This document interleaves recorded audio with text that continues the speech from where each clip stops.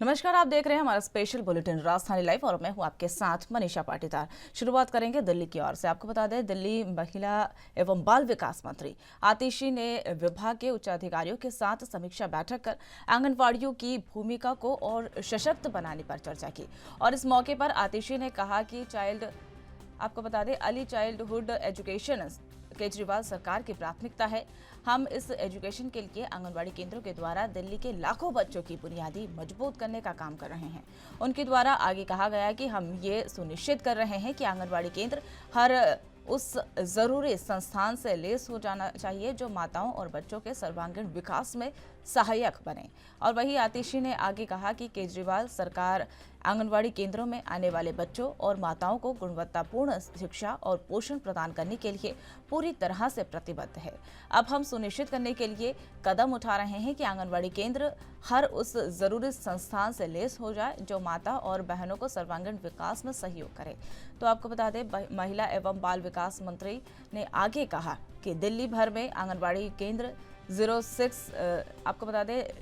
0 माह से 6 माह के बच्चे के लिए और 0 से 6 साल तक के बच्चों के लिए ज़रूरत के हिसाब से जिसका पोषण साथ साथ उसकी ज़रूरी शिक्षा भी शामिल की जाए। और इसमें दिल्ली सरकार अपने आंगनवाड़ियों में कई परियोजनाओं को लागू करने के लिए योजना बना रही है जो आने वाले बच्चों के लिए बेहतर स्वास्थ्य और बुनियादी सिखाने के लिए सुनिश्चित करने का काम करेगी।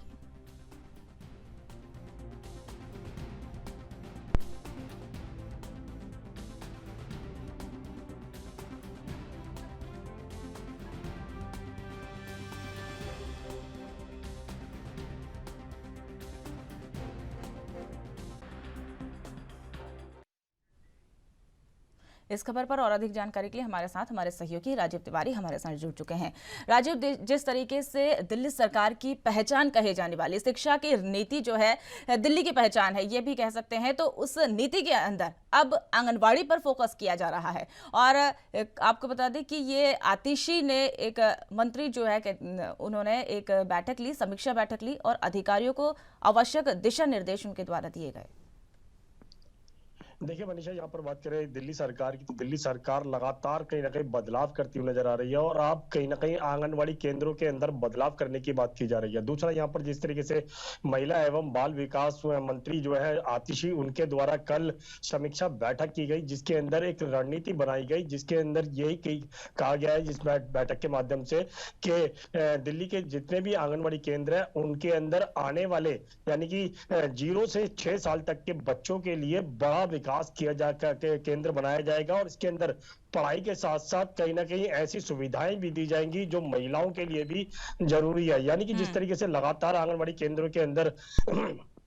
बड़े बदलाव किए जा रहे हैं, चाहे वो बच्चों के पैदा होने से लेकर हो या फिर कहें तो उनको टीकाकरण हो या फिर कहें उनकी शिक्षा हो या फिर खान पीन हो, तमाम सुविधाएं जो है आंगनवाड़ी केंद्रों में अब दी जाएगी और लगातार ये कोशिश की जाएगी आने वाले दिनों के अंदर भी कहीं ना कहीं इसके अंदर बदलाव हो सके। मगर यहाँ पर जिस तरीके से बदलाव करने की बात की जा रही है और कल प्रेस वार्ता कर आतिशी ने भी यह स्पष्ट कर दिया कि दिल्ली सरकार की जो प्राथमिकता है वो कहीं ना कहीं शिक्षा को लेकर है, एजुकेशन को लेकर है। लगातार उसके अंदर भी इन आंगनबाड़ी केंद्रों के अंदर बच्चों को पढ़ाने का जो तरीका है वो भी बदला जाएगा, क्योंकि पुराने तरीके से पहले पढ़ाया जाता था और यहाँ तक कि उनके खाने पीने की जो व्यवस्था है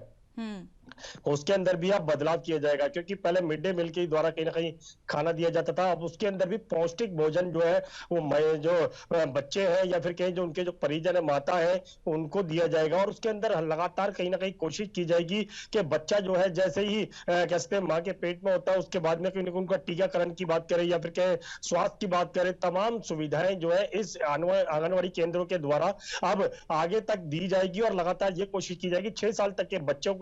इनके लिए पौष्टिक आहार, उनकी पढ़ाई का जो खर्चा है या फिर क्या आंगनबाड़ी केंद्रों के अंदर जो फ्री एजुकेशन दी जाती थी उसके अंदर भी बदलाव किया जाएगा ताकि आने वाले समय के अंदर और ज्यादा शिक्षा के अंदर बदलाव होते हुए नजर आए। जी राजीव, जिस तरीके से आपने बताया कि बदलाव का ये दौर दिल्ली में अब देखने को मिल सकता है, कहीं ना कहीं अरविंद केजरीवाल अब आंगनवाड़ी पे फोकस करते हुए नजर आए, तो एक बात ये भी सामने आई कि 35 आइटम की किट जो है अब आंगनवाड़ियों को भी प्रोवाइड करने की उनके द्वारा ये पॉलिसी भी निकाली गई। देखिए मनीषा, यहाँ पर बात करें जिस तरीके से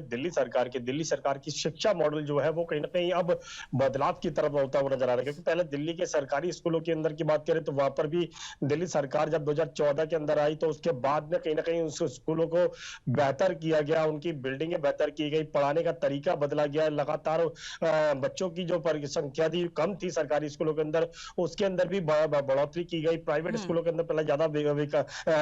परिजन जो जाते थे अपने बच्चों को पढ़ाने के लिए, अब वो कहीं सरकारी स्कूलों के अंदर आते हैं और कहीं ना कहीं एडमिशन करवाते हैं और लगातार जो पढ़ाई का जो सुविधा है वो हासिल करते हैं। मगर यही कोशिश अब दिल्ली नगर निगम के अंदर भी की जा रही है। और हम्म। उसके बाद अब कहीं ना कहीं आंगनबाड़ी केंद्रों के अंदर भी जो जिसमें नवजात बच्चे होते हैं या फिर कहें जो 6 साल तक के बच्चे होते हैं, उनके लिए भी अब बेहतर शिक्षा के लिए कहीं ना कहीं कोशिश की जा रही है। दूसरा यहाँ पर जो कहते हैं पौष्टिक आहार की बात करें या फिर 35 तरीके से जो बदलाव किए जाएंगे, उसके अंदर भी लगातार कहीं ना कहीं ये कोशिश की जाएगी कि बच्चों को और माताओं को कहीं ना कहीं आंगनबाड़ी केंद्रों के द्वारा पौष्टिक आहार मिल सके, क्योंकि जब बच्चा माँ के पेट में होता है तो कहीं ना कहीं उनको पौष्टिक आहार की जरूरत होती है। उसकी जी। समय कहीं ना कहीं उनका जो कार्ड बनाया जाता है जिसके माध्यम से कहीं ना कहीं टीकाकरण की बात करें या फिर कहें उनका जो खान पीन का जो चार्ट होता है वो भी इसके अंदर सुनिश्चित होता है। दूसरा, कब कब माता को टीकाकरण लगवाना है, बच्चा कब पैदा हुआ उसका जानकारी कैसे दी जाएगी, यहाँ तक कि उनको टीकाकरण कैसे करवाया जाएगा। हम्म। दूसरा, यहाँ तक कि जो उनकी पढ़ाने की प्रक्रिया है, उनको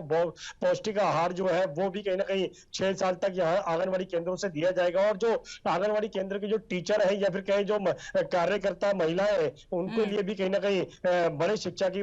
कोशिश की जाएगी। उनको भी पढ़ाने का तरीका बदला जाएगा, उनको भी आगे तक के लिए कहीं ना कहीं सुविधाएं दी जाएंगी। तमाम कोशिशें जो है वो दिल्ली सरकार के द्वारा की जा रही है। और जैसे जैसे दिल्ली के स्कूलों को बेहतर किया गया, वैसे वैसे आंगनबाड़ी केंद्रों को भी अब बेहतर करने के लिए दिल्ली सरकार की तरफ से समीक्षा बैठकों की बात करें या फिर कहें बदलाव की बात करें, वो आप कहीं ना कहीं दिल्ली सरकार के द्वारा किए जा रहे हैं। अगर ये बदलाव कहीं ना कहीं बहुत बड़े पैमाने पर किया जाता है, यानी कि दिल्ली के आंगनबाड़ी केंद्रों के अंदर सुविधाएं दी जाती है, तो कहीं ना कहीं आने वाले दिनों के अंदर दिल्ली सरकार की जो वाहवाही है वो हम्म। कहीं ना कहीं होती हुई नजर आएगी और कहीं ना कहीं जनता जो है इस कदम से कहीं ना कहीं संतुष्ट भी होते हुए नजर आएगी। जी।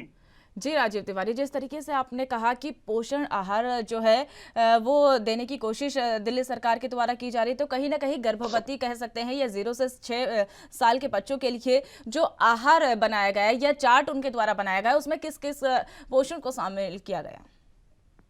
देखिए, यहाँ पर बात करें जो दिल्ली सरकार के आंगनवाड़ी केंद्रों के अंदर जो चार्ट बनाया जा रहा है उसके अंदर अभी और बदलाव करने की बात की जा रही है। दूसरा, हम्म। यहाँ पर जो पहले चार्ट चलता था उसके अंदर टीकाकरण को लेकर, यानी कि माता के जब पेट में बच्चा होता है तो उससे पहले ही कहीं ना कहीं टीकाकरण की जो प्रक्रिया होती है वो अपनाई जाती है। कब कब टीका लगना है माता को, उसके बाद में जब बच्चे को कब टीका लगना है, ये सारी हम्म। जानकारी जो है उस चार्ट के अंदर होती है। दूसरा, यहाँ पर उनको पौष्टिक आहार कौन सा खाना है, कौन सा आंगनबाड़ी केंद्रों से दिया जाएगा, इसकी भी जानकारी उसका चार्ट के अंदर दी जाती है। दूसरा, यहाँ पर जिस तरीके से शिक्षा के अंदर भी कहीं ना कहीं बदलाव करने की बात की जा रही है, आंगनबाड़ी केंद्रों के अंदर बच्चा किस तरीके से माँ के साथ आएगा और उसको कितनी देर के लिए पढ़ाई करानी है, कौन सी हम्म। ऐसी प्रक्रिया है जिससे बच्चे बेहतर विकास की तरफ जाते नजर आए, उनकी कहते जो मनोबल शक्ति है उसको किस तरीके से बढ़ाया जाए, माँ का किस तरीके से रोल होता है, ये सारी जानकारी जो है वो आंगनबाड़ी केंद्रों के द्वारा दी जाती है। और आप इसके अंदर बदलाव करने की जो बात की जा रही है उससे भी कहीं ना कहीं माता को भी फायदा होता हुआ नजर आएगा और जो उनके बच्चे हैं उनको भी फायदा होता हुआ नजर आएगा। और हम्म। 6 साल तक इस केंद्रों के अंदर कहीं ना कहीं पढ़ाई के साथ साथ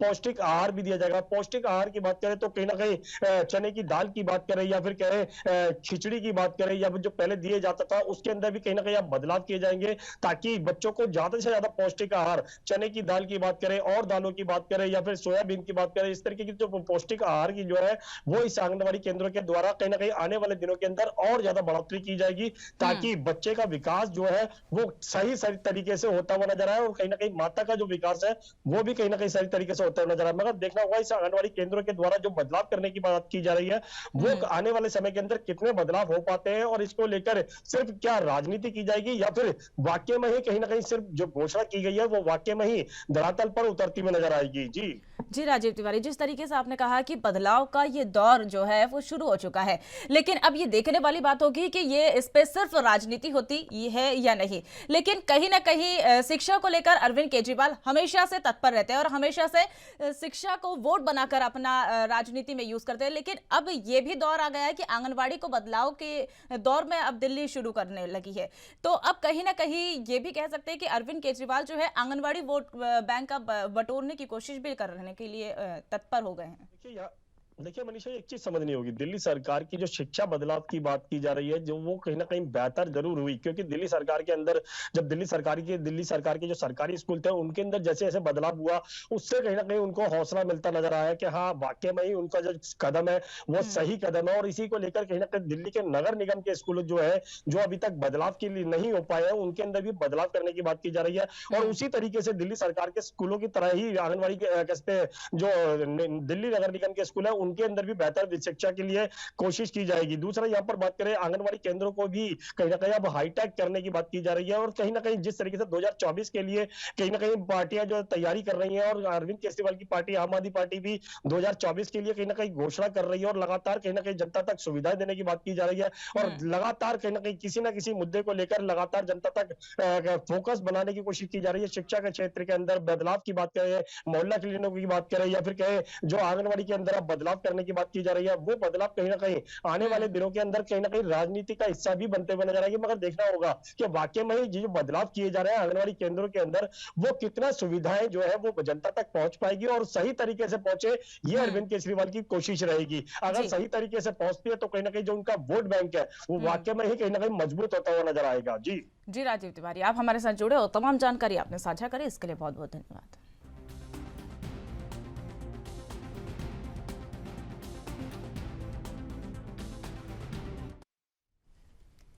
उत्तर प्रदेश के मुख्यमंत्री योगी आदित्यनाथ प्रदेश बीजेपी कार्यालय पर नागरिक चुनाव के लिए, आपको बता दें नगरीय चुनाव के लिए संकल्प पत्र जारी करने के दौरान,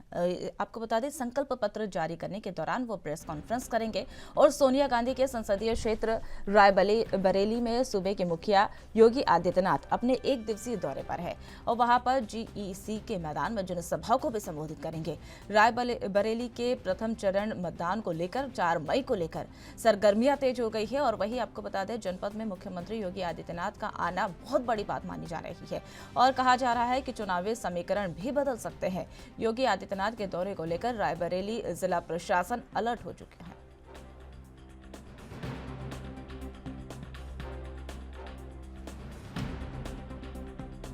आपको बता दें निकाय चुनाव को लेकर सभी पार्टियों ने कमर कस ली है और इसी बीच बीजेपी प्रेस कॉन्फ्रेंस करेगी। आज बीजेपी के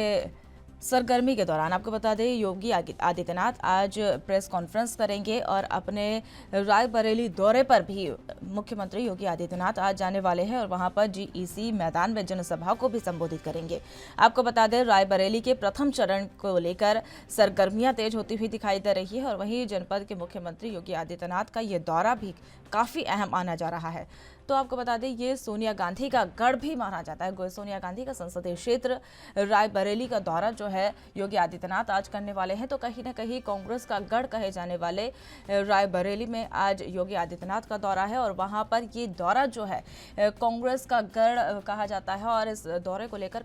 कई लोगों के कयास भी लगाए जा रहे हैं। काफी अहम ये दौरा माना जा रहा है और आपको बता दें कि ये भी सूत्रों के हवाले से सामने आ रहा है कि समीकरण बदलने के लिए भी योगी आदित्यनाथ जो है वो तैयारी कर चुके हैं। तो आज का योगी आदित्यनाथ का रायबरेली दौरा है और उसके बाद उन्नाव दौरा पे भी वो जाएंगे और वहां पर जनसभा को भी संबोधित करेंगे।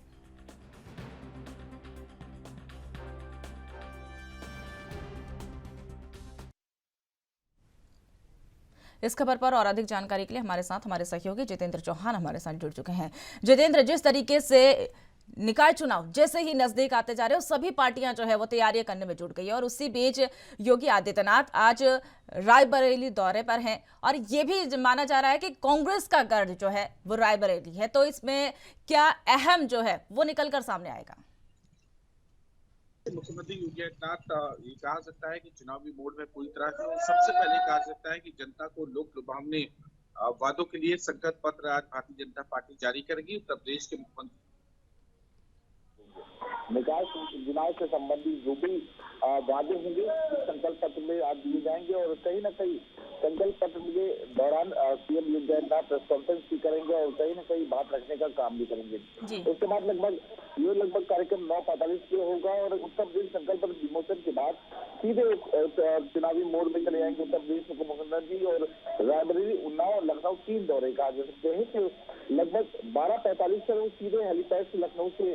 वो रवाना होंगे। उसके बाद सीधे जीआईसी मैदान है जो रायबरेली में, वहां पर पहुंचने का काम और वहां जनसभा को संबोधित करने का काम करेंगे। जितेंद्र, जिस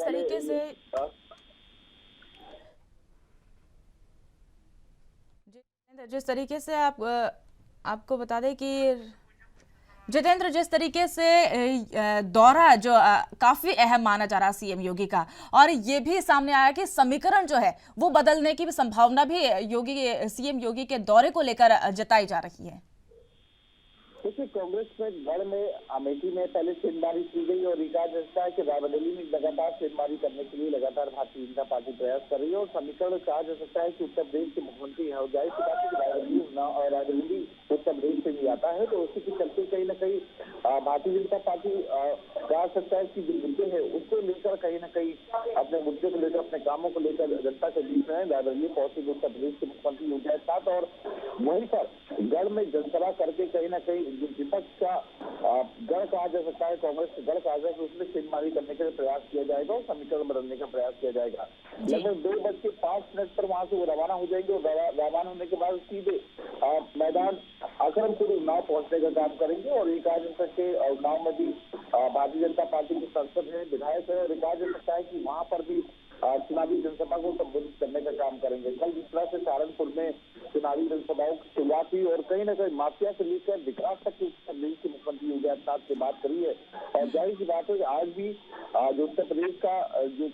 काम है, जो विकास के कार्य है, जो माफिया से शिकंजा कसने का काम किया, उन सब पर कहीं ना कहीं उत्तर प्रदेश के मुख्यमंत्री योगी आदित्यनाथ संबोधन के दौरान बोलेंगे। और वहीं लगभग 2:45 से 3:30 बजे तक रामलीला मैदान उन्नाव में जनसभा को संबोधित करेंगे और लगभग 3:45 वहां से वो रवाना हो जाएंगे। लखनऊ में आज 4 बजे के आसपास एक जनसभा रखी गई है जो कि बुद्धेश्वर के पास है और बुद्धेश्वर चौराहा है जहाँ पर ये जनसभा रखी जाएगी। लखनऊ मेयर है सुषमा खरकवाल, उनके समर्थन में और जो पार्षद है, जो सभासद है, उन सबको कहीं ना कहीं उनके पक्ष में आज उत्तर प्रदेश के मुख्यमंत्री चुनावी जनसभा को संबोधित करने का काम करेंगे। और ये कहा जा सकता है कि जनता से अपील करेंगे कि वो सुषमा खरकवाल जो कि भारतीय जनता पार्टी की लखनऊ मेयर प्रत्याशी है, उनको चुनने का काम करेंगे। और ये कहा सकता है कि जो भी उत्तर प्रदेश सरकार ने काम किए हैं, ये भी विकास का मुद्दा हो, आपराधिक शिकंजा कसने, शिक्षा के क्षेत्र में हो, चिकित्सा के क्षेत्र में हो, और जो नगर निगम में निवर्तमान जो पार्षद हैं जो उन्होंने काम किए उनको भी गिनाने का काम किया। और कहा सकते हैं कि आने वाली मैनिफेस्टो जारी हो जाएगा। मैनिफेस्टो में क्या क्या वादे करती है भारतीय जनता, उनको गिनाने का काम करेगी। जी जितेंद्र, जिस तरीके से सीएम योगी आदित्यनाथ का दौरे का दौर जो ये देखा जा रहा है, लगातार उनका दौरे का सिलसिला लगातार जारी है। जैसे बीते दिन सहारनपुर का उनका दौरा किया था, उसके बाद आप ये भी अब सामने आ रहा है कि ये जो दौरा है योगी आदित्यनाथ का, ये लगातार जारी रहेगा। लेकिन क्या योगी आदित्यनाथ का ये मंत्र जो है जड़ से मिटा दूंगा या मिट्टी में मिला दूंगा, आतंकवाद अपराधियों को का खात्मा जो है वो कर दूंगा, ये मंत्र अब जनता के बीच में साक्षात या फिर सफल होता हुआ नजर आएगा? देखिए, उत्तर प्रदेश में लगातार ये मुख्यमंत्री योगी आदित्यनाथ लगातार जनसभा करेंगे। उत्तर प्रदेश की जनता को पता है जीरो टॉलरेंस की नीति उत्तर प्रदेश सरकार की क्या है और ये उसको बताने की जरूरत नहीं है। लेकिन ये जो कहा जा सकता है कि अपराधियों पर जिस तरह से शिकंजा कसने का काम किया, अतीक अहमद और उनके परिवार पे शिकंजा कसने का काम किया, और साफ तौर पे कहा जा सकता है कि अपराधियों पर कल सहारनपुर में कहा कि बिल्कुल भी अपराध उत्तर प्रदेश में नहीं है, अब यूपी पूरी तरह से चंगा है। और एक कहा सकता है महिला बेटियां सुरक्षित है, पढ़ने जा सकती हैं, बाहर से आ सकती हैं, और ये कहा जा सकता है कि कोई भी अपराधी आज रंगदारी नहीं मांगता है। तो इन सब बातों को लेकर कहीं ना कहीं जो उत्तर प्रदेश सरकार का मॉडल है, उस मॉडल को और साथ ही साथ जो आज मैनिफेस्टो जारी होगा, उनके वादों को कहीं ना कहीं उत्तर प्रदेश के मुख्यमंत्री योगी आदित्यनाथ गिनाने का काम करेंगे। जो भारतीय जनता पार्टी का मेयर चुनी जाती है, तो जाहिर सी बात है उनको गिनाने का काम भी करने का काम करेंगे। जी जितेंद्र चौहान, आप हमारे साथ जुड़े और तमाम जानकारी आपने साझा करी, इसके लिए बहुत बहुत धन्यवाद।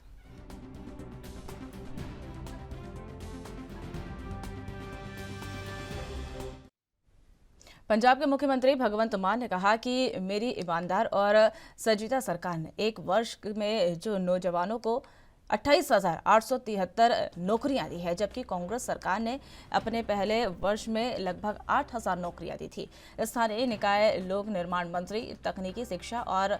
आमराज प्रबंधक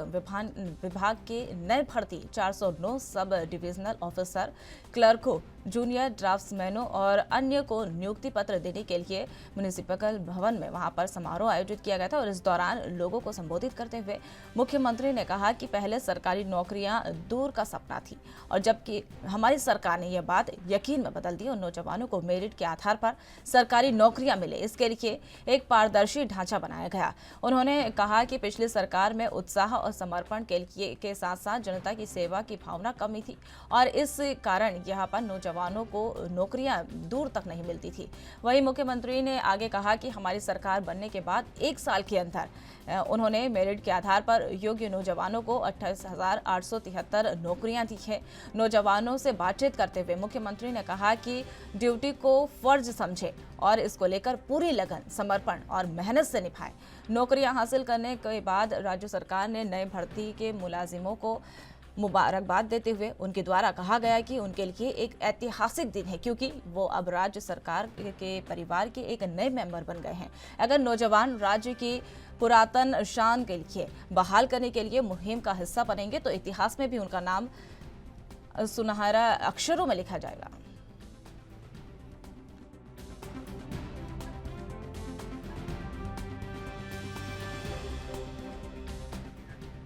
इस खबर पर और अधिक जानकारी के लिए हमारे साथ हमारे सहयोगी अमित सेठी हमारे साथ जुड़ चुके हैं। अमित, जिस तरह से भगवंत मान जीरो टॉलरेंस की नीति पर कार्य करती है और उसी तर्ज पर उन्होंने अपना पिछला आंकड़ा गिनाया और पिछली सरकार कांग्रेस सरकार पर निशाना साधते हुए कहा कि पिछली सरकार जो है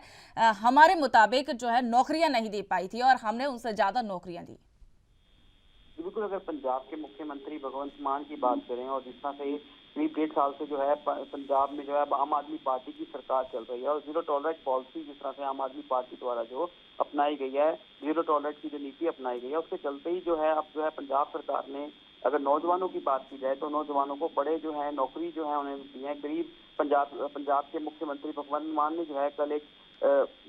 प्रेस वार्ता को संबोधित करते हुए, एक कार्यक्रम को संबोधित करते हुए जो है उन्होंने बताया कि करीब 28,873 जो नौकरियां हैं वो करीब अभी तक वो दे चुके हैं। वहीं अगर कांग्रेस सरकार की बात की जाए, पिछली सरकारों की बात की जाए तो उन्होंने पिछली सरकारों पर भी जो है निशाना साधा हो।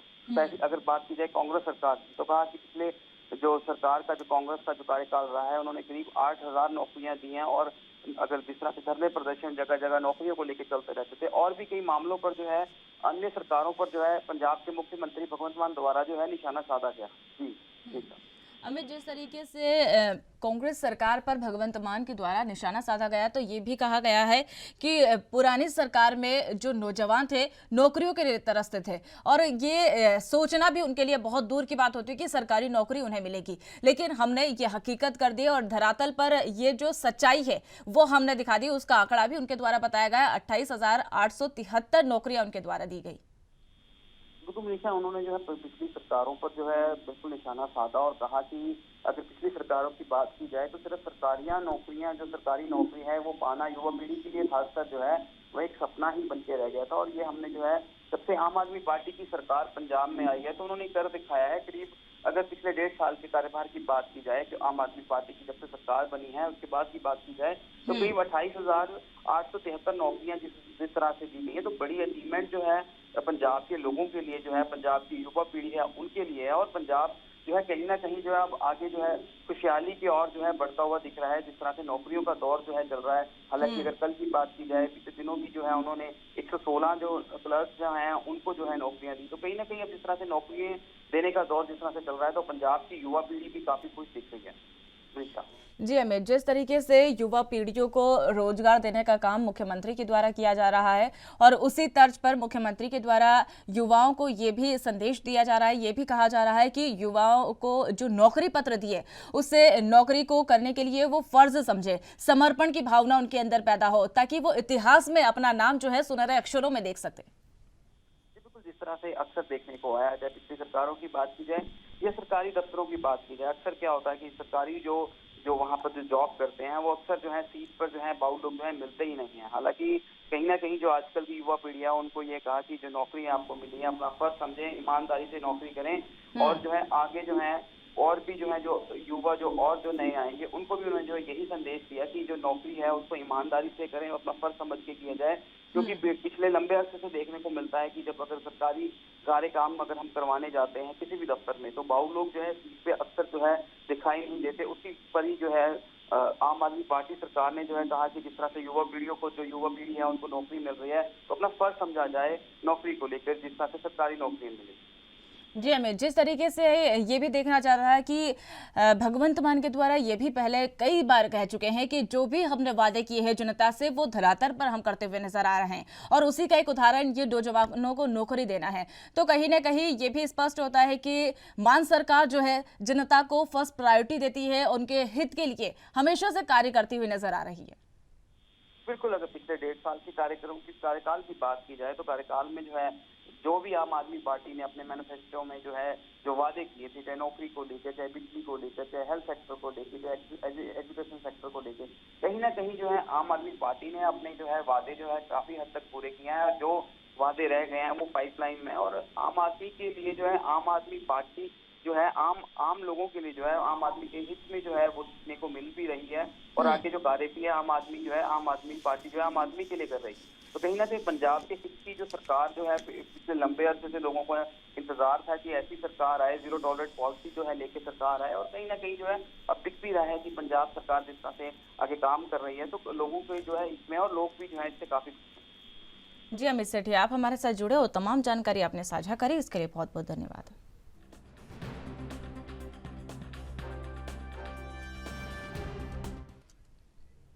पंजाब के मुख्यमंत्री भगवंत मान ने मोरिंडा स्थित गुरुद्वारा श्री कोतवाली साहिब में गुरु ग्रंथ साहिब की बेअदबी की घटना पर गहरा दुख व्यक्त किया और कहा कि इस जघन्य अपराध के दोषियों को कड़ी से कड़ी सजा जो है सुनिश्चित की जाएगी। इस घटनाक्रम पर नजर बनाए रखे हैं। मुख्यमंत्री ने इसे एक दुर्भाग्यपूर्ण और दुखद घटना बताया, और जिसने श्री गुरु ग्रंथ साहिब जी का आस्था रखने वाले हर व्यक्ति के दिल तोड़ दिया है, और उस लोगों के लिए संयम बरतने के लिए भी उनके द्वारा अपील की गई है। साथ ही उनके द्वारा कहा गया कि ऐसे जघन्य घटना को अंजाम देने वाले दोषियों के खिलाफ अनुकरणीय कार्रवाई की जाएगी। भगवंत मान ने आगे कहा कि श्री गुरु ग्रंथ साहिब जी हर व्यक्ति के लिए सर्वोच्च हैं और किसी को भी राज्य में शांति भंग करने की अनुमति नहीं दी जाएगी। मुख्यमंत्री ने आगे कहा कि वह पहले से ही डीजीपी है और इस मामले में जांच के लिए तेजी लाने के लिए उनके द्वारा निर्देश दिए गए ताकि आरोपियों को कानून के मुताबिक सजा दी जा सके। उनके द्वारा प्रदेश के कोने कोने में पुलिस की चौकसी लगा रखी है और बढ़ा रखी है। भगवंत मान के द्वारा ये साफ शब्दों में कहा गया कि जो भी इस तरह की कार्रवाई होगी उसके लिए प्रदेश में कानून व्यवस्था को भंग करने की कोशिश करेगा, उसके खिलाफ सख्त से सख्त कार्रवाई होगी। और इसी बीच मुख्यमंत्री भगवंत मान के द्वारा डीजीपी को निर्देश दिए गए।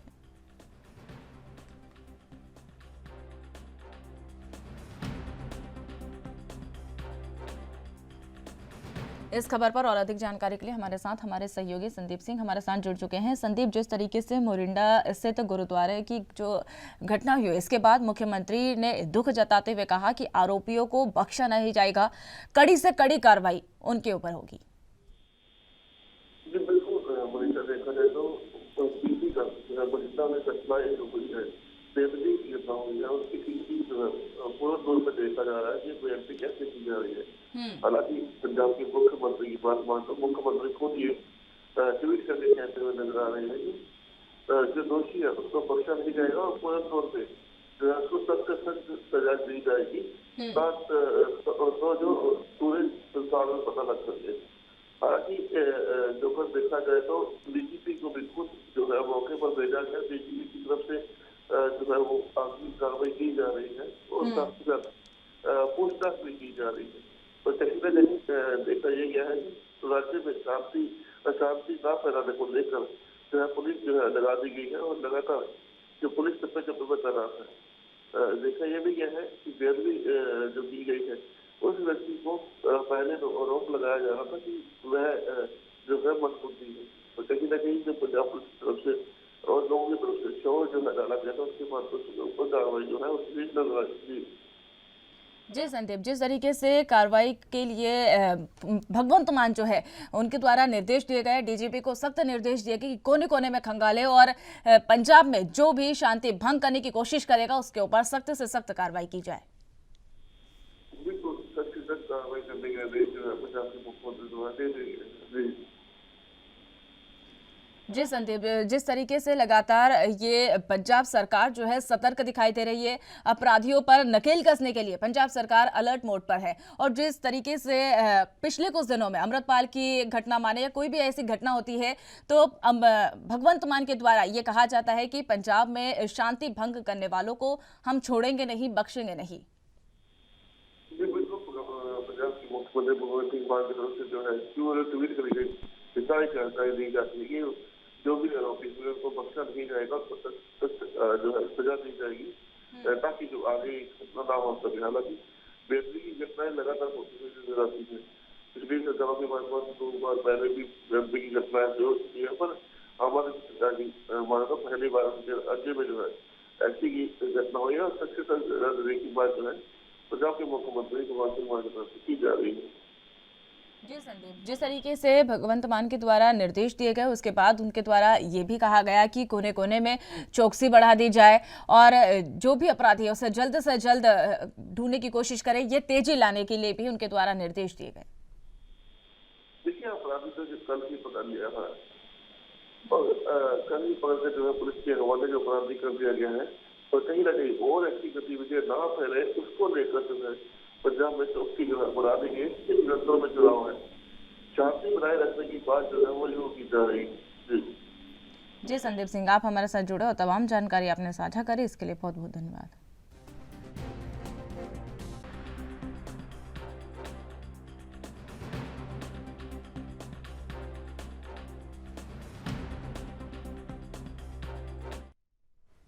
छत्तीसगढ़ के मुख्यमंत्री भूपेश बघेल 25 अप्रैल यानी आज रायपुर ग्रामीण विधानसभा क्षेत्र में आयोजित भेंट मुलाकात कार्यक्रम और विभिन्न विकास कार्यों के लोकार्पण और भूमि पूजन कार्यक्रम में शामिल होंगे। निर्धारित कार्यक्रम के अनुसार मुख्यमंत्री भूपेश बघेल दोपहर करीब 12:10 पर मोआई स्थित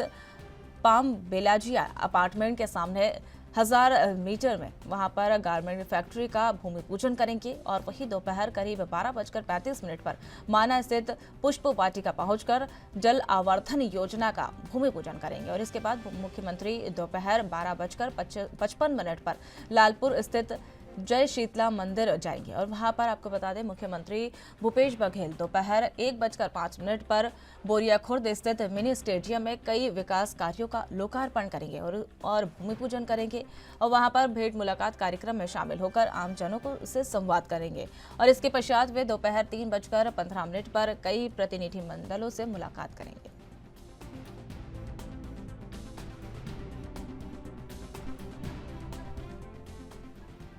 इस खबर पर और अधिक जानकारी के लिए हमारे साथ हमारे सहयोगी अखिलेश हमारे साथ जुड़ चुके हैं। अखिलेश, जिस तरीके से रायपुर ग्रामीण विधानसभा क्षेत्र में आयोजित हो रही भेंट मुलाकात कार्यक्रम और उसमें मुख्यमंत्री भूपेश बघेल शिरकत करेंगे और उसके बाद का जो शेड्यूल क्या होगा उनका, एक बार पूरी अपडेट हमारे दर्शकों को बताइए।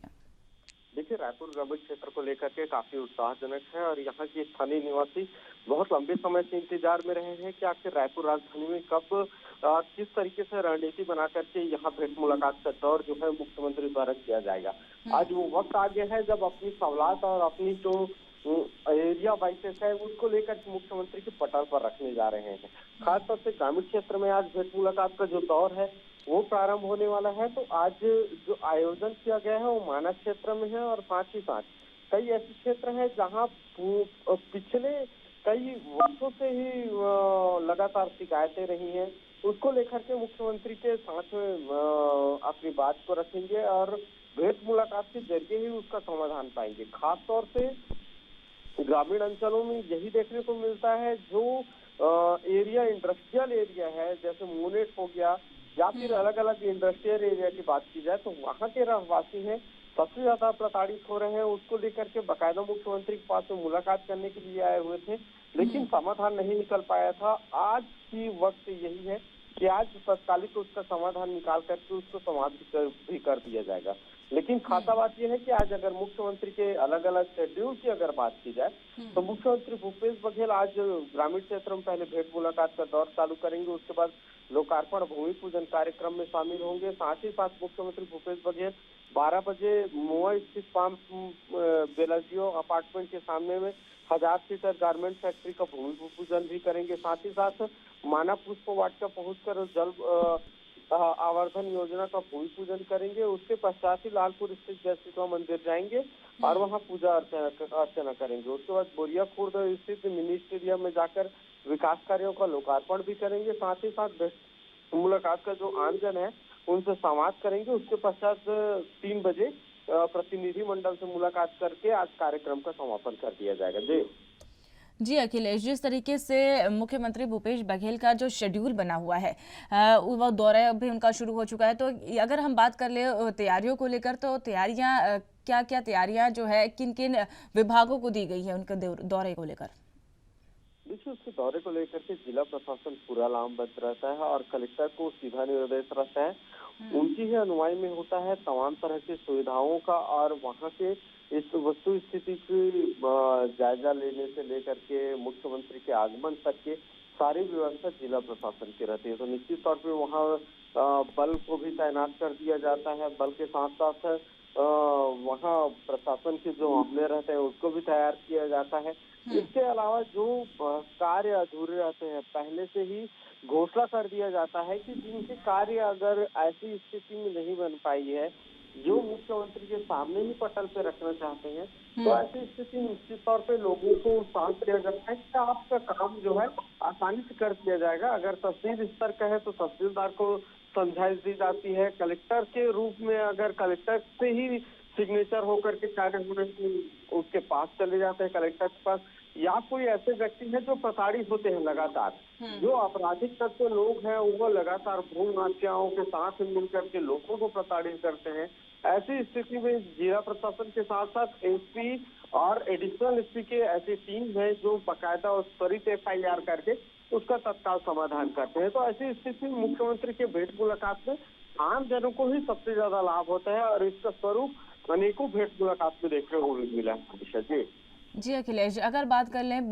मुख्यमंत्री भूपेश बघेल जो है आज प्रतिनिधि मंडलों से भी मुलाकात करेंगे, तो ये जो मुलाकात है वो किस पर जोर दे सकती है या क्या अहम इस पर निकल सकता है? देखिए, सामने चुनाव है और चुनाव के साथ साथ जो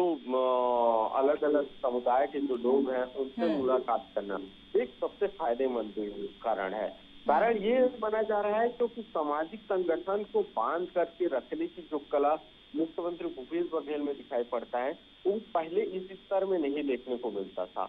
कांग्रेस शासनकाल में जब से आए हैं तब से अनेकों ऐसे सामाजिक संगठन हैं जो लगातार मुख्यमंत्री भूपेश बघेल से अपनी आग्रह को लेकर के जाते हैं और वहां से कुछ न कुछ सौगात लेकर के आते हैं। निश्चित तौर पे देखा जा रहा है सामने चुनाव है, माना जा रहा है यही रणनीति है। अब आगे चल के क्या ये रणनीति सफल हो पाता है या फिर इसमें भाजपा जो है सेंध लगा करके अपनी जो रणनीति है उसको कामयाबी करने में हासिल करेंगे, क्योंकि लगातार चुनावी जो समीकरण है उसको भेंट मुलाकात के दौर में लगातार प्रदर्शित करते आ रहे हैं। इसी को लेकर के भाजपा आरोप भी लगाया है कि भेंट मुलाकात के बहाने ही मुख्यमंत्री भूपेश बघेल लगातार लोगों को साधते नजर आ रहे हैं और सरकारी पैसा का जो दुरुपयोग है वो सीधा सीधा भेंट मुलाकात के जरिए किया जा रहा है मुख्यमंत्री द्वारा। ये लगातार आरोप लगाकर भाजपा नजर आती है। मनीषा जी अखिलेश तिवारी, आप हमारे साथ जुड़े और तमाम जानकारी आपने साझा करी, इसके लिए बहुत बहुत धन्यवाद।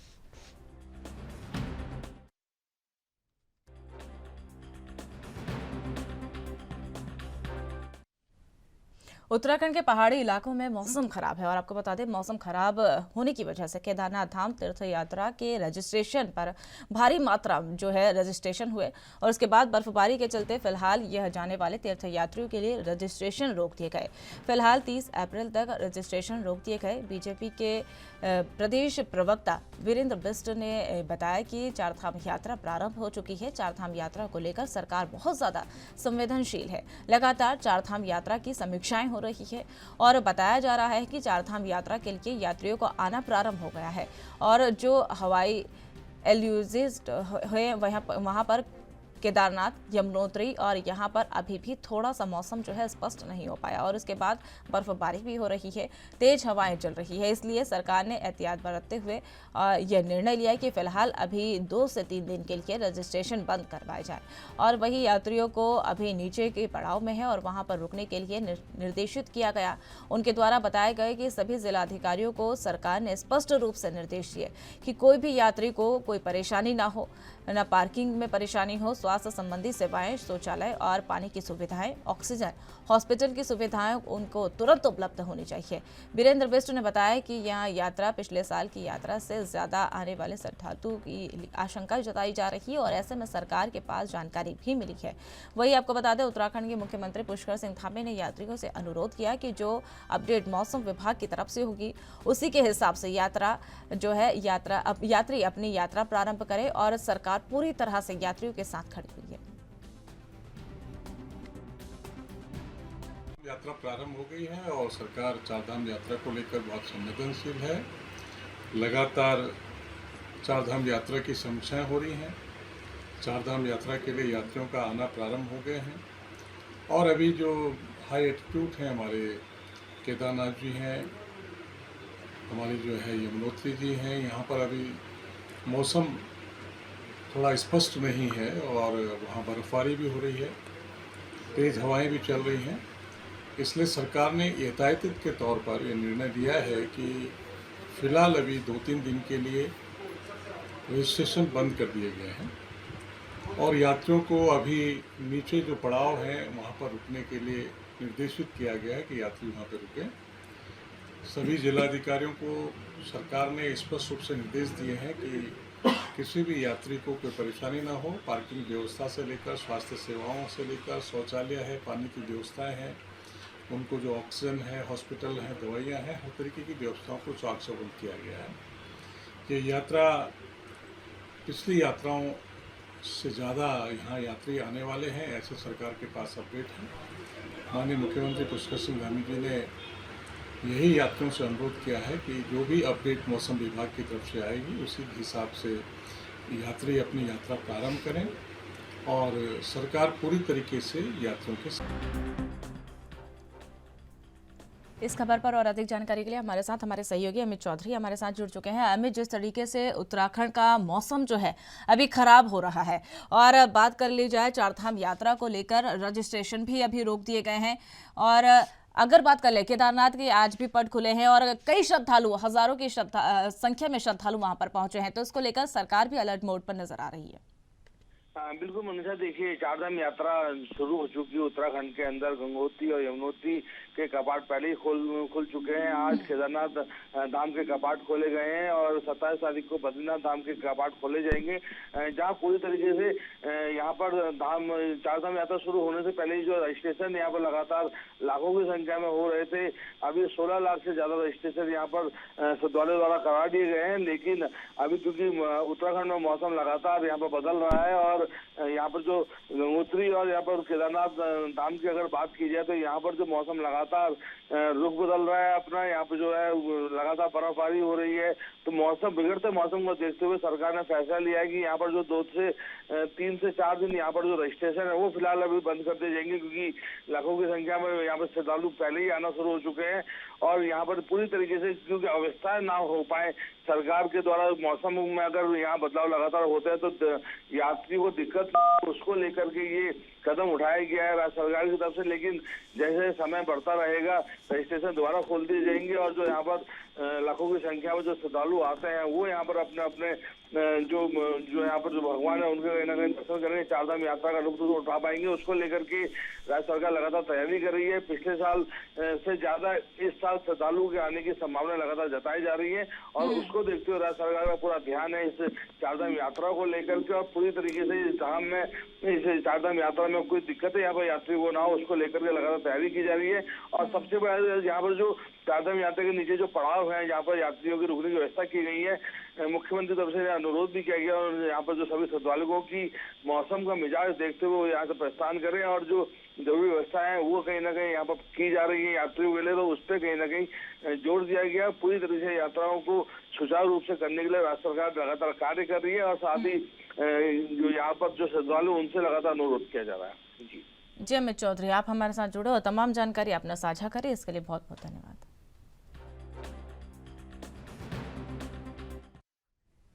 महाराष्ट्र के मुख्यमंत्री एकनाथ शिंदे के नेतृत्व वाली महाराष्ट्र सरकार के लिए एक नेता, आपको बता दें संजय राउत, डेड वारंट वाली टिप्पणी करने पर उनके द्वारा उप मुख्यमंत्री देवेंद्र फडणवीस ने पलटवार किया और उनके द्वारा एक कुश्ती कार्यक्रम में फडणवीस ने राउत का नाम लिए बिना मराठी में बोलते हुए कहा कि कुछ लोग सुबह 9 बजे उठकर कुश्ती करने की कोशिश कर रहे हैं। उन्होंने राजनीति में कुश्ती चल रही है, उनके द्वारा ये भी कहा गया, हम सभी जानते हैं कि कुछ पहलवानों को कुश्ती के लिए, डोमिंग के लिए प्रतिनिधित्व नहीं चाहिए, प्रतिबंधित किया गया है। अब राजनीति में भी कुछ लोग सुबह 9 बजे उठकर कुश्ती करने की कोशिश कर रहे हैं, लेकिन जो पहलवान डोमिंग करते हुए हैं वह अंततः खेल से बाहर होता है और उसके लिए केवल असली पहलवान जीतते हैं। फडणवीस ने आगे कहा कि मुख्यमंत्री एकनाथ शिंदे के नेतृत्व वाली आपके आशीर्वाद से लड़ाई जीती है, हमें आशीर्वाद देते रहिए ताकि हम 2024 लोकसभा चुनाव में फिर से जीत हासिल कर सके। इससे पहले शिवसेना उद्धव ठाकरे वाले नेता, आपको बता दें संजय राउत के द्वारा रविवार को दावा किया गया था कि एकनाथ शिंदे की अगुवाई में महाराष्ट्र सरकार डेड वारंट जारी कर दिया गया और वहां पर अगले 15 से 20 दिन में वो सिर्फ गिर जाएंगे। हालांकि सत्तारूढ़ शिवसेना शिंदे के नेतृत्व वाली संजय राउत ने फर्जी ज्योतिष उनके द्वारा करार दिया गया और आगे उद्धव ठाकरे के नेतृत्व वाली शिवसेना यूबीटी में ऐसे कई नेता हैं जो इस तरह की भविष्यवाणियां करते हैं।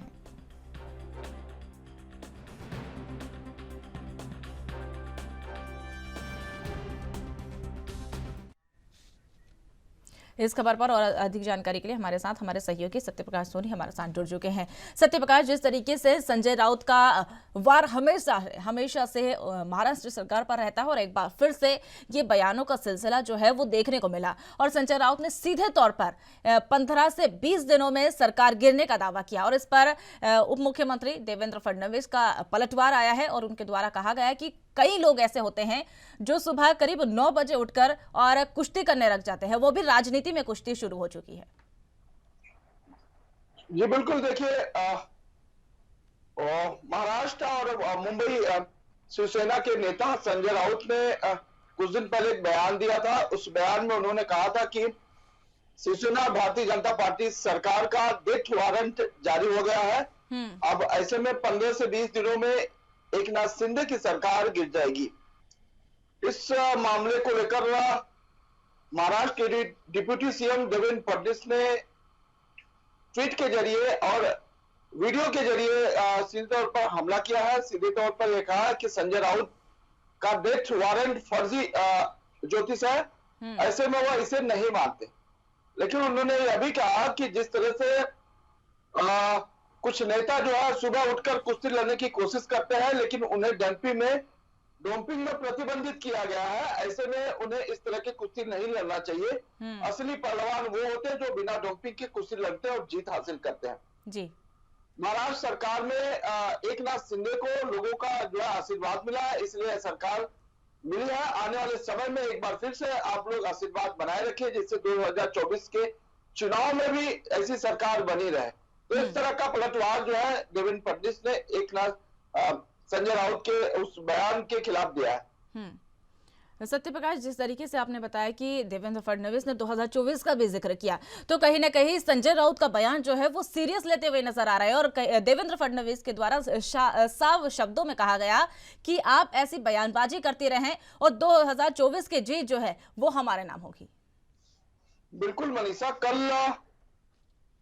पूरे दिन संजय राउत और देवेंद्र फडणवीस के ट्वीट वार देखने को मिला। हर बार हर ट्वीट का जवाब जो है संजय राउत देते रहे और संजय राउत के ट्वीट का जवाब देवेंद्र फडणवीस देते रहे जी। अब ऐसे में जिस तरह से महाराष्ट्र की सियासी हलचल तेज हुई है, लगातार ये आंकड़ा लगाया जा रहा है कि बहुत जल्द सरकार गिर जाएगी और इस नई सरकार में एनसीपी की भूमिका बेहद अहम हो जाएगी, क्योंकि एनसीपी प्रमुख शरद पवार लगातार कई नेताओं से मिल चुके हैं, कई उद्योगपतियों से मिल चुके हैं। ऐसे में अजीत दादा पवार का अचानक से गायब हो जाना, फिर उनके ट्विटर हैंडल से ब्लू टिक निकल जाना, फिर उनके जो एनसीपी का स्लोगन है वह निकल जाना, ये दर्शाता है कि कहीं कुछ तो गड़बड़ है। अब ऐसे में इस गड़बड़ को लेकर लोगों का ऐसा मानना था कि सरकार गिरेगी और एकनाथ शिंदे के बाहर जाते ही एनसीपी जो है भारतीय जनता पार्टी के साथ सरकार बनाएगी, क्योंकि जिन 16 विधायकों का मुद्दा सुप्रीम कोर्ट में लंबित है, उसका फैसला सुरक्षित रख लिया है कोर्ट ने। कोर्ट कभी भी फैसला यह सुना सकती है, हालांकि यह फैसला आज भी हो सकता है, कल भी हो सकता है। तो ये तमाम बातें जो है एक साथ कहीं न कहीं इस महाराष्ट्र सरकार के समीकरण को बिगाड़ने में लगी हुई है। अब देखना यह होगा कि क्या सच में संजय राउत का जो ज्योतिष है वो कितना सही होता है। जी सत्यप्रकाश सोनी, आप हमारे साथ जुड़े हो, तमाम जानकारी आपने साझा करी, इसके लिए बहुत बहुत धन्यवाद।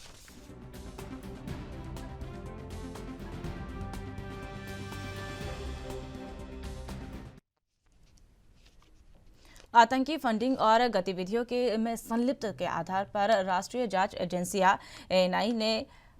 हिजबुल आपको बता दें मुजाहिदीन के द्वारा संपूर्ण चीफ कमांडर सैयद मोहम्मद यूसुफ शाह और उनके पुत्र सैयद शकील की श्रीनगर और बाड़गाम के स्थित जो संपत्ति थी उसे अटैच कर दिया गया और इस संपत्ति के लिए श्रीनगर के कई हिस्सों में 2 मकान और बड़गाम के सुईबुग में 2 करनाल कृषि भूमि शामिल है। आपको बता दें सलाहुद्दीन के दोनों आरोपी जो है बेटे इस समय तिहाड़ जेल में बंद है और इसके अलावा AIN के अलावा 6 मकान जो है अवंतीपोरा में जब्त किए गए और यहां पर दुकानें 2018 में पुलवामा जिले के थेलपोरा स्थित CRPF के शिविर पर हुए आतंकी हमले में लिप्त थी और वहां पर एक आरोपी था और इसके बाद इस मामले में सितंबर 2020 में एक अन्य आरोपित आतंकी के पिता का मकान और उसकी जमीन को भी जब्त कर लिया गया था।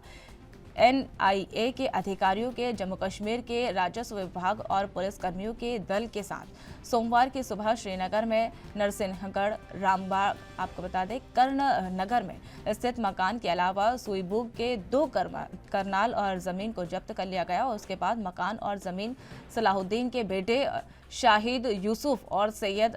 अहमद शकील के नाम पर पंजीकृत थी और वहां पर सलाहुद्दीन साल 1993 में पाकिस्तान भागा था और तभी से वहां पर थे।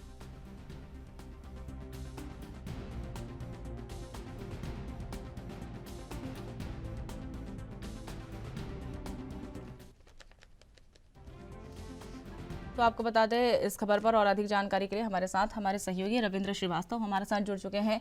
रविंद्र, जिस तरीके से जम्मू कश्मीर में हिजबुद्दीन चीफ के बेटे और उनकी खुद की जो संपत्ति थी NIA ने जब्त कर ली और उनके द्वारा ये भी कहा गया कि पुरानी 6 दुकानें जो थी अवंतीपोरा में उनको भी जब्त कर लिया गया। बिल्कुल, देखिए लगातार आतंकवाद पर कश्मीर घाटी में प्रहार किया जा रहा है, चाहे किसी भी तरीके से कोई ओवरग्राउंड वर्कर हो या फिर आतंकियों के सरगना हो। इसी प्रकार हिजबुल मुजाहिदीन का जो कमांडर है जो इस समय पाकिस्तान में है सलाहुद्दीन, उसकी और उसके दोनों बेटों की संपत्तियों को कल NIA ने कुर्क कर लिया, क्योंकि इनकी आतंकवादी गतिविधियां जो हैं वो सामने नजर आ रही थी। हालांकि बेटे जो हैं उनकी भी भूमिका जो है वो 2017 और 18 में उनको जेल में बंद कर दिया गया था, क्योंकि उनकी भूमिका थी उस समय युवाओं को फंडिंग कर रहे थे, जो पाकिस्तान से पैसा उनके पास आ रहा था, उसके चलते उनको गिरफ्तार किया गया और अभी वो तिहाड़ जेल में बंद है। और इसी वजह से हिजबुल मुजाहिदीन जो चला गया था पाकिस्तान, उसको भी उसकी जितनी भी संपत्तियां थी उसको भी कहीं ना कहीं कुर्क कर लिया गया है। सुई बाग में 2 कनाल जमीन जो थी कृषि भूमि थी वो जब्त कर ली गई। बड़गाम में जो है इनकी संपत्ति थी वो कुर्क की गई। इसी प्रकार पुलवामा हमले का आरोपी जो था उसकी भी 6 दुकानें जो हैं वो जब्त कर ली गई हैं। तो ये दर्शाता है कि जिस प्रकार से धारा 370 को जब हटाया गया तो उसके बाद लगातार यही कहा गया कि आतंकवादी कोई भी हो उसको बख्शा नहीं जाएगा, जो देश विरोधी गतिविधियां जो हैं वो चलाता है उसको किसी भी तरीके से टॉलरेट नहीं किया जाएगा। और यही वजह है कि लगातार कार्रवाई जो है वो की जा रही है। आतंकवादियों के कमांडर हो या कोई भी हो उसको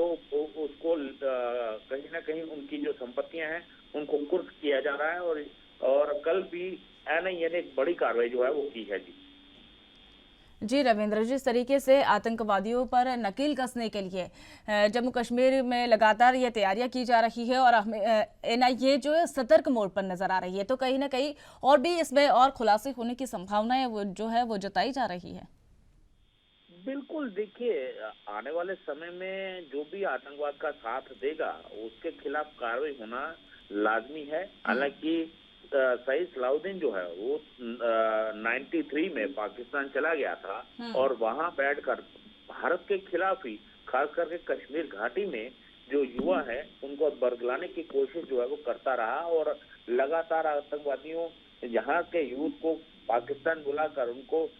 ट्रेनिंग देता रहा। तो ऐसे जितने भी मामले होंगे आने वाले दिनों में, अगर कोई भी आतंकवाद से जुड़ा होगा, चाहे वो ओवरग्राउंड वर्कर हो या अंडरग्राउंड वर्कर हो या खुद आतंकी सरगना बनकर बैठा हो, जो लगातार यहाँ के युवाओं को बरगलाकर आतंकवाद की ओर धकेलना चाहता है, देश विरोधी गतिविधियां चलाना चाहता है, उनके खिलाफ कार्रवाई होना लाजमी है। और यही वजह है कि हिजबुल मुजाहिदीन का जो कमांडर सलाउद्दीन है, उनके दोनों बेटों हिजबुल मुजाहिदीन कमांडर सलाउद्दीन की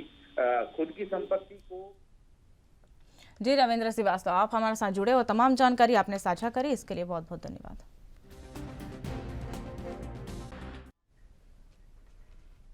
तो फिलहाल हमारे स्पेशल बुलेटिन राजधानी लाइव में इतना ही। तमाम ताज़ा अपडेट्स के लिए देखते रहिए ANP न्यूज़। नमस्कार।